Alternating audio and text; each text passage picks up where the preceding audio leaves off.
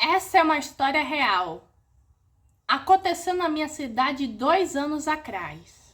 Muitas pessoas morrem de maneiras bem estranhas nessa história, mas você não vai conseguir achar nem nos jornais ou nem em outro lugar, porque a polícia e as autoridades da cidade ficaram tão constrangidas de não terem resolvido o caso que abafaram o caso totalmente. Mas se você vier pra cá e perguntar para qualquer um, todos vão te contar a mesma história que eu vou te contar. Essa história começa na minha escola, a escola Maybrook, que vai do jardim de infância até o 5º ano.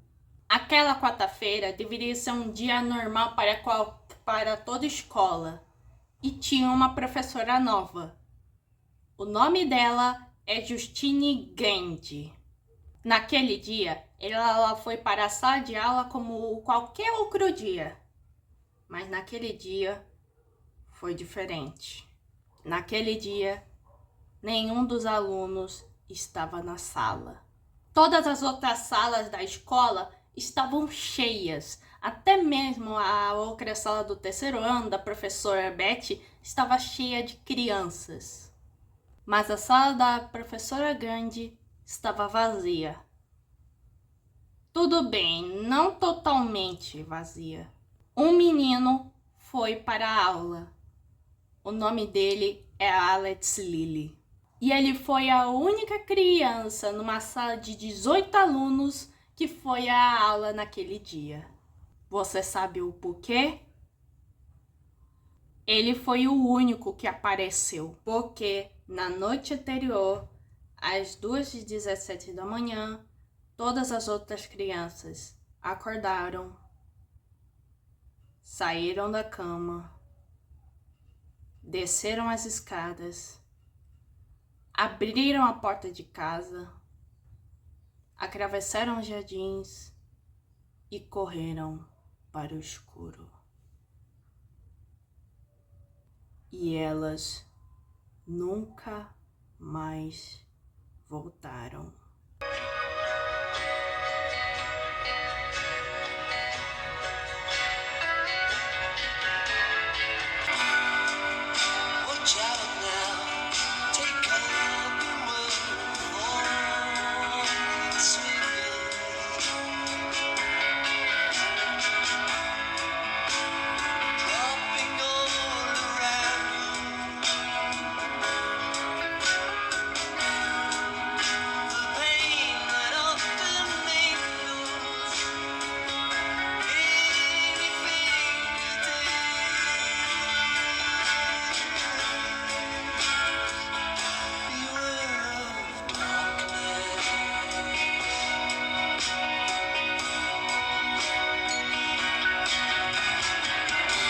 E com essa introdução se inicia um dos melhores filmes de terror que eu já vi.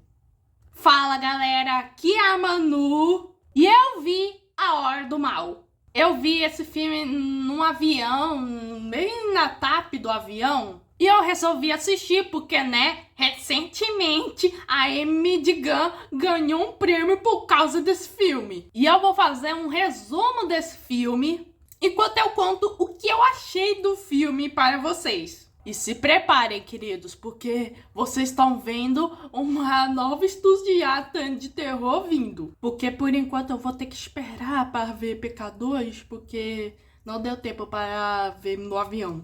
Então, vamos nessa. Eu nem preciso falar da sinopse do filme, porque eu fiz um baita teatrão no estilo japonês e também no estilo de crianças contando histórias de terror.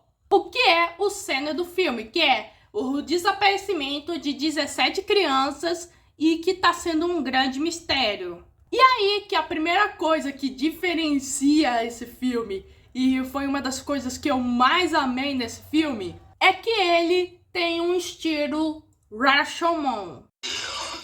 Rashomon!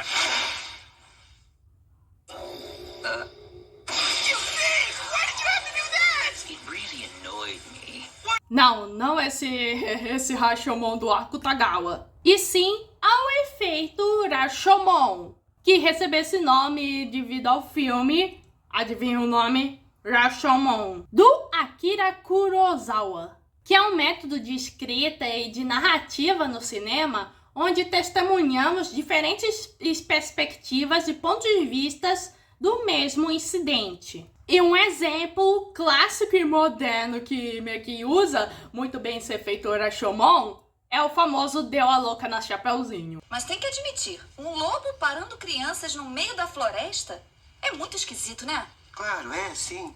Mas a gente não prende as pessoas por serem esquisitas. O Bruce, sabe o cara preso do camburão? O esquisito? Isso, libera ele. A Hora do Mal utiliza dessa fórmula meio que para apresentar quem são os nossos protagonistas, enquanto vamos desvendando lentamente o mistério desse desaparecimento dessas crianças. E a história só começa de verdade um mês depois desses desaparecimentos. Nossa primeira heroína que a gente vai acompanhar será a Justine Grant, que é a professora das crianças desaparecidas. A Justine passa a ser acusada pelos pais das crianças por ela estar de alguma forma envolvida nos desaparecimentos. E um dos pais, o Archer Graft, desconfia dela particularmente. Por causa disso, ela é afastada das suas funções como professora. Aí nós conhecemos mais da Justine. Ela tem uma personalidade muito espinhosa e ácida, embora que isso seja totalmente compreensível. Ela é alcoólatra, podendo passar de gentil para muito passivo-agressiva e sarcástica nos minutos. Inclusive, ela foi presa por dirigir embriagada. Ela não é exatamente escrupulosa quando se trata de relacionamentos românticos, como um caso anterior que ela teve com um dos seus colegas antigos de trabalho e com Paul, que já falaremos dele futuramente. E ela se vitimiza. Mas apesar desses problemas de personalidade, a Justine realmente é uma boa pessoa. E seu amor pelas crianças da sua turma e a angústia e desejo de saber o que aconteceu com elas são genuínos. Justine talvez seja uma das personagens que mais sentimos empatia ao longo do filme, por ser uma das personagens mais humanas. Ela é uma boa pessoa que ama os seus alunos, mas que ela também tem os seus problemas com alcoolismo, insegurança, egoísmo e também os seus erros. Voltando à história, quando a Justine recai ao alcoolismo, ela tem um caso com o policial Paul Morgan. E preocupada com o bem-estar do Alex e querendo saber por que ele foi o único a não desaparecer, Justine passa a segui-lo até sua casa, mesmo que o menino não queira que ela siga ele. E nesse meio tempo da rotina dela, seu carro é pinchado e ela é perseguida por uma mulher que grita com ela, que é mega esposa do Paul. E a menina até fica confusa, pois ela diz que o Paul disse que eles estavam separados. E ela só incentivou a beber algo além de Coca-Cola. Em suas investigações, a Justine descobre que a casa do Alex está coberto de jornais. E ela acaba descobrindo os pais do Alex sentados aí. E ela adormece em duas ocasiões. A primeira, ela tem um pesadelo que envolvia as crianças desaparecidas e a aparição repentina de uma senhora no teto. E na segunda vez, quando ela adormece dentro do carro enquanto vigia a casa do Alex, uma silhueta sai da casa em transe e parecia que vai estar presa a matar a Justine, mas só corta o cabelo dela. E guardem isso, porque isso vai ser bem importante. Agora somos introduzidos ao Archer Graft, que é pai de uma das crianças desaparecidas, o Matthew. Ele é bastante duro com a Justine, mas isso é justificado pelo fato que o seu próprio filho desapareceu. A gente vai percebendo que o Archer tende a ignorar, até mesmo atropelar os sentimentos das outras pessoas que também estão sofrendo a mesma situação. Ele ficou tão devastado com o desaparecimento do seu filho que ele mal consegue fazer suas atividades diárias. Ele se afastou da sua esposa diante ao luto e está tão desinteressado no trabalho que seu braço direito precisa ajudá-lo nos inúmeros erros que cometeu. Frustrado com a falta de pistas que essa polícia incompetente, porque realmente é incompetente, não está conseguindo resolver o caso, o Archie decide iniciar sua própria investigação. Ele usa até sua formação em arquitetura para delimitar a área onde as crianças meio que correram. E compara meio que a gravação da sua própria câmera de segurança com a câmera de segurança de um dos vizinhos, que também teve uma das suas crianças desaparecida. O Archie vai percebendo que os trajetos delas se convencem diretamente. E aí a gente também tem uma cena de pesadelo do Archie, onde descobrimos seu arrependimento de não dizer para o filho que o ama. O que implica que esses dois têm uma relação meio difícil. E isso vai fazer mais sentido meio que para frente. E olha a ironia meio que do destino. O pai, que aparentemente é o emocionalmente negligente, se torna o mais comprometido na busca pelas crianças. E no pesadelo ele também é assombrado por uma senhorinha, quando ele meio que tenta dizer pro filho que o ama. E aí temos um jumpscare da velha que tá sorrindo porque ela acha que ele disse isso pra ela. Cuidado, Thanos, ela tá na sua. O Archie vai continuando sua investigação e ele acaba cruzando o caminho com a Justine. Mas claro que esses dois acabam brigando. Só que no meio da briga, eles são atacados pelo Wong, que estava agindo de maneira muito selvagem.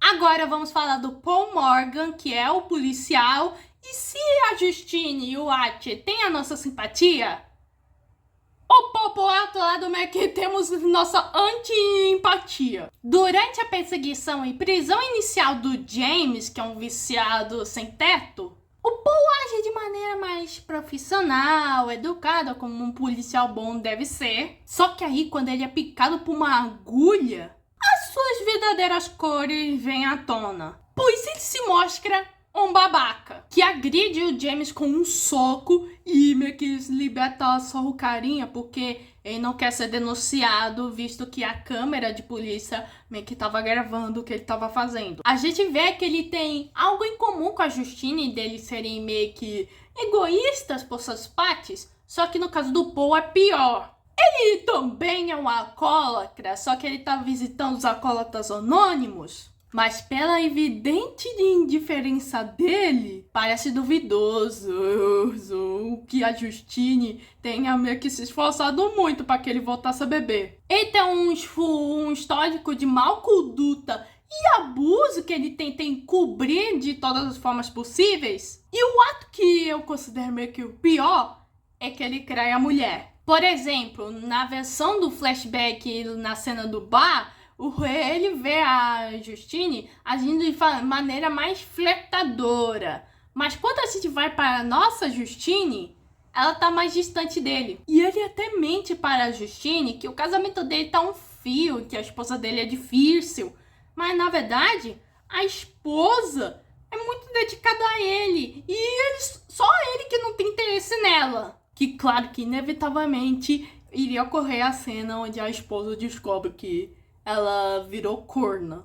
Acho que de todos os personagens, o Paul é o mais detestável, diferente de outro que deveria ser desrespetável, mas terminou sendo um dos favoritos. Agora vamos falar do grande James, o drogado. Ele é um idiota atrapalhado e covarde, mas ele consegue ser muito carismático por justamente ser desse jeito. O James só queria uma grana. E ele rouba coisas só pra meio que conseguir essa grana. E é aí que ele acaba invadindo a casa do Alex. E inicialmente, o James continua agindo como ele é de sempre, né?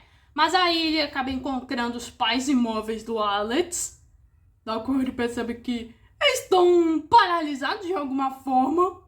Mas não só isso, como ele encontra as crianças desaparecidas no porão, catatônicas.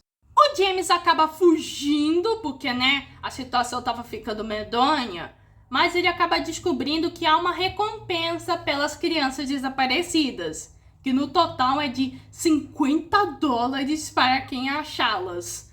E o James quase ia para a delegacia, e aí é que ele é perseguido pelo Paul de novo. E aqui temos mais um momento de narrador não confiável. Pois enquanto na visão do Paul, ele tava nervoso, mas tentando ser educado e amigável o suficiente com o James, tentando ser igual de igual. Pro James, o Paul é um cara ameaçador. Enquanto o James vai andando na floresta, ele brevemente encontra uma mulher misteriosa.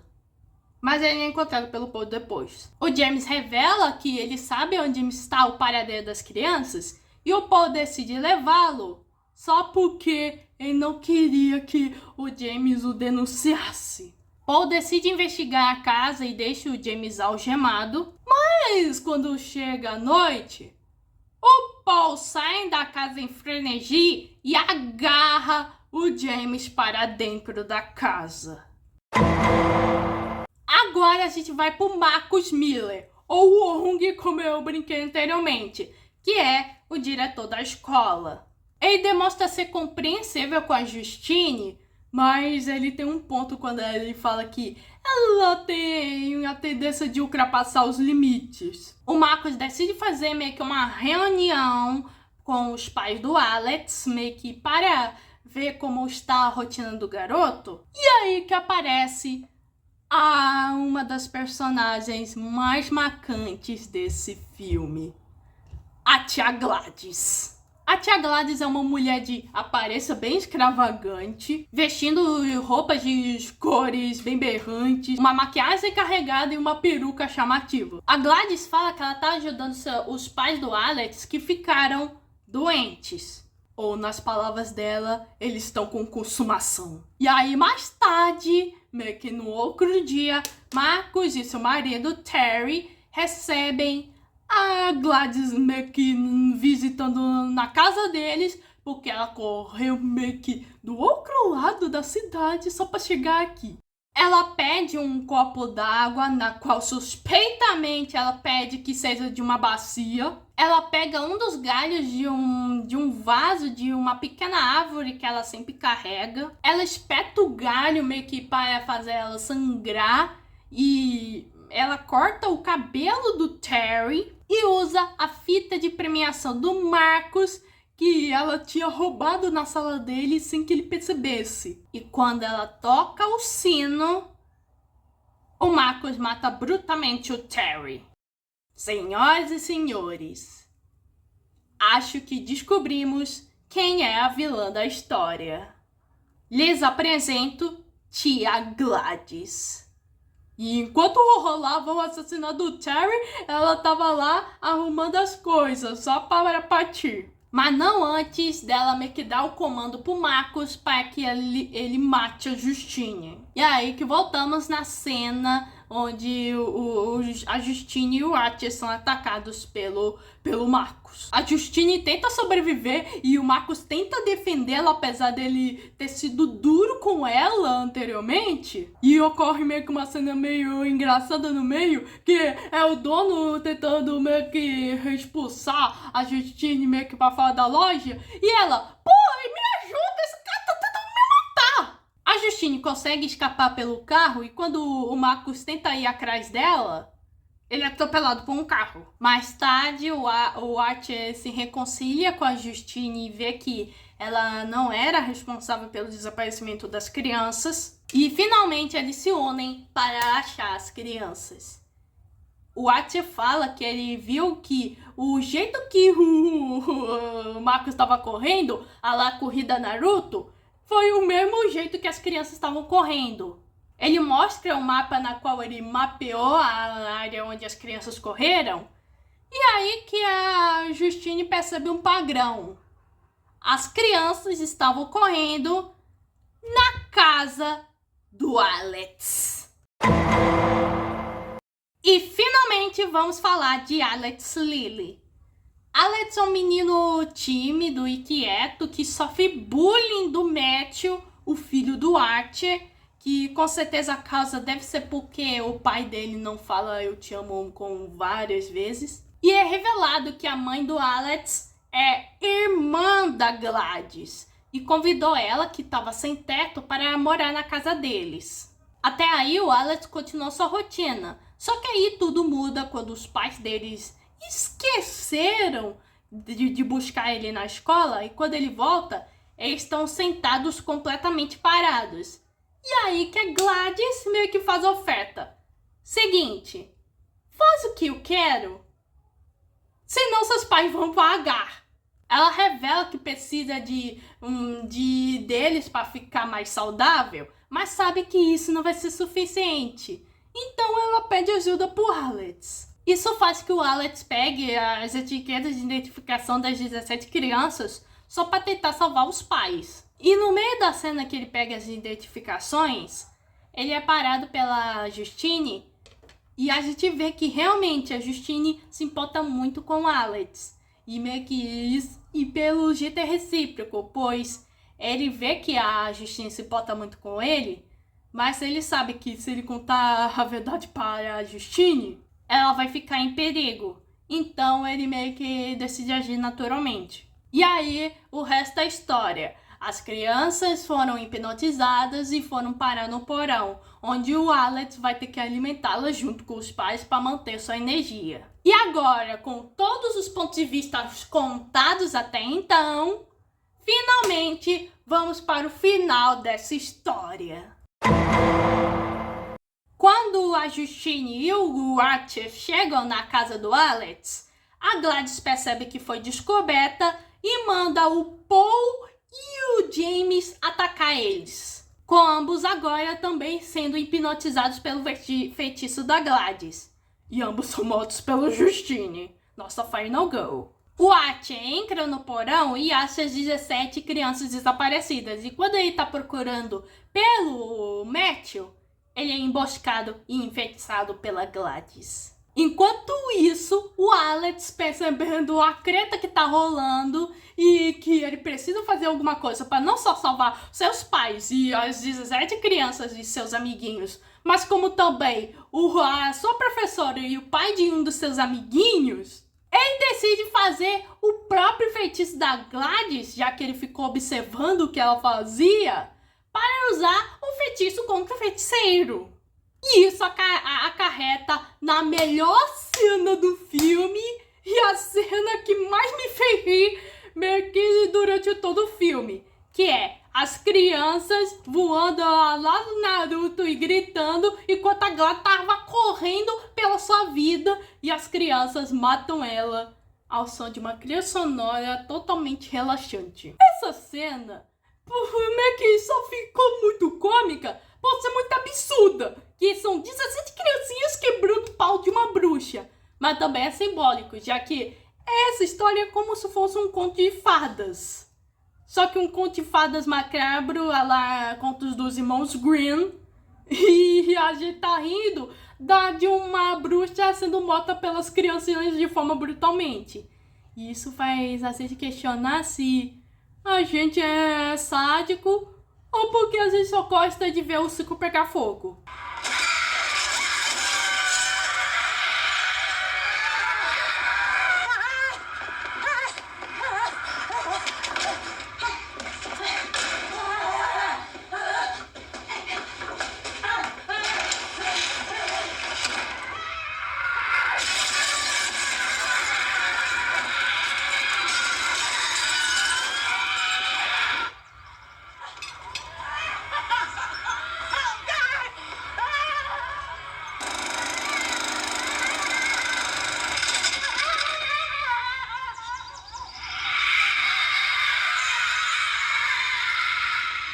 E com o fim do reinado de terror da Gladys, o feitiço é quebrado. Bom, quase todo mundo meio que continua catatônico, exceto o Archer, que fica emocionado ao rever o Matthew. E a Justine acha o Alex abraçando seus pais, que agora meio que estão livres dessa bruxa. E lembra da narração que eu contei no início do vídeo? Quem estava narrando era uma criança cujo nome no roteiro é Maddie, ela fala que o Alex se mudou para morar com uma tia, que essa aí é mais boazinha. Os pais do Alex foram internados numa instituição, enquanto as crianças voltaram para suas famílias. E algumas já começaram a falar. E com isso, um final feliz chegou para Justine, Archer, Alex e essas crianças desaparecidas. Na minha opinião, é um dos melhores filmes de terror que eu vi. Consegue construir um mistério que chega a ser aterrorizante, mas bem intrigante. O estilo onde a história, como a história é contada, é muito bem costurada. Cada ponto de vista de cada diferente personagem é muito interessante para se analisar. E realmente essa história tem um potencial que foi muito bem utilizado. Tanto que o Jordan Peele demitiu seus antigos empresários só porque perdeu a oportunidade de comprar a ideia. Eu soube que o Jack Cregger, que é o diretor desse filme, é iniciante nesse lance de direção. Então, Zack, continue no que está fazendo, pois foi realmente um bom filme. Foi tanto um bom filme que garantiu até um Oscar para levar para casa. Bom, esse foi meu vídeo de A Hora do Mal. Se inscreva no canal, ative o sininho e compartilhe, que eu muito busy fui.